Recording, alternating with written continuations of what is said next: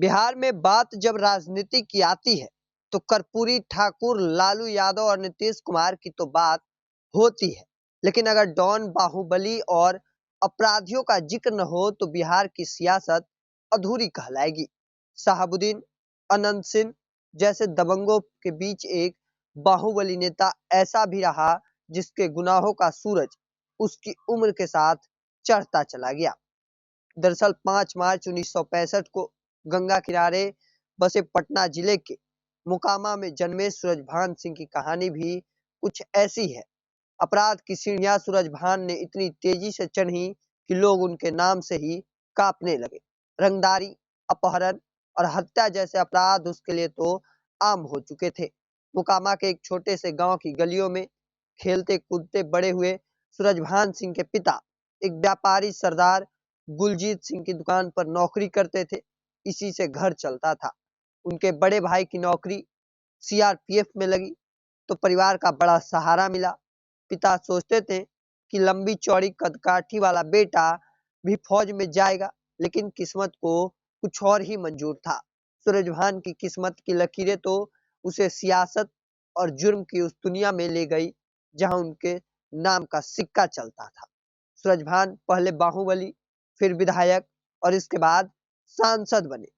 शुरुआत में सूरजभान को ऐसे लोगों की संगत मिली जिनके साथ मिलकर पहले उसने रंगदारी और फिर वसूली करनी शुरू कर दी। दरअसल 80 के दशक में सूरजभान छोटे-मोटे अपराध करते थे, लेकिन 90 का दशक आते-आते उनके क्राइम का ग्राफ इतना तेजी से बढ़ने लगा, उनके आगे बढ़ाने का श्रेय दो लोगों का जाता है। कांग्रेस के विधायक और मंत्री रह चुके श्याम सुंदर सिंह धीरज और अनंत सिंह के बड़े भाई दिलीप सिंह को। दरअसल कभी श्याम सुंदर के लिए बूथ कब्जाने वाले बाहुबली दिलीप सिंह ने उन्हें चुनावी रण में न सिर्फ चुनौती दी बल्कि जीते और लालू प्रसाद यादव की सरकार में मंत्री बन गए। दिलीप सिंह को धीरज सिंह ने ही पाला पोसा था। ऐसे में उनके पाले पोसे शख्स ने उन्हें ही चुनाव मैदान में शिकस्त दे दी।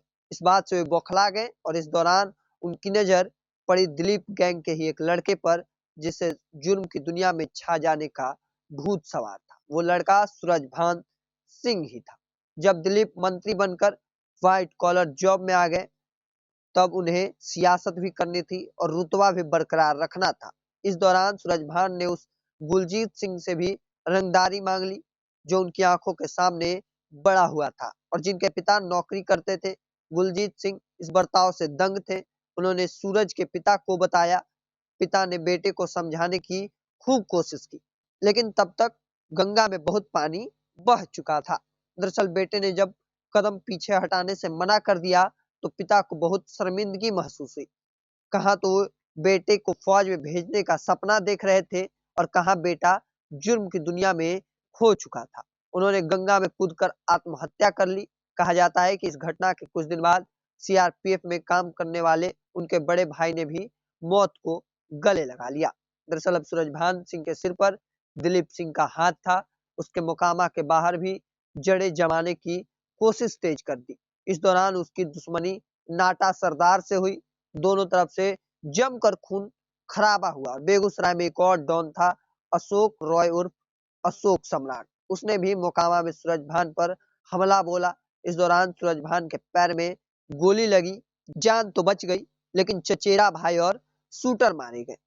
बाद में कुछ वजहों से दिलीप और सूरजभान के बीच रिश्तों में खटास आ गई। इस दौरान श्याम सुंदर सिंह धीरज को भी एक बाहुबली की जरूरत थी। सूरजभान ने धीरज का हाथ पकड़ा जरूर, लेकिन अब उनके सपने बड़े हो चुके थे। सूरजभान सिंह ने मोकामा से साल 2000 में तत्कालीन बिहार सरकार में मंत्री दिलीप सिंह के खिलाफ विधानसभा चुनाव लड़ा और भारी मतों से जीतकर निर्दलीय विधायक बन गए। उस वक्त पुलिस रिकॉर्ड में उन पर उत्तर प्रदेश और बिहार में कुल 26 मामले दर्ज थे। इसके बाद साल 2004 में वह रामविलास पासवान की लोक जनशक्ति के टिकट से बलिया बिहार के सांसद बने।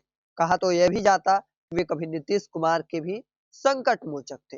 हालांकि एक ओर जहां नीतीश कुमार के संकट मोचक थे, वही दूसरी ओर बिहार के बाहुबली में एक नाम सूरजभान सिंह, जो कहीं न कहीं जिनके नाम से बिहार के लोग जो है थर-थर कांपते हैं। हालांकि लोग उन्हें गरीबों का मसीहा जो है वो भी मानते हैं, लेकिन उन्हें बाहुबली भी कहा जाता है।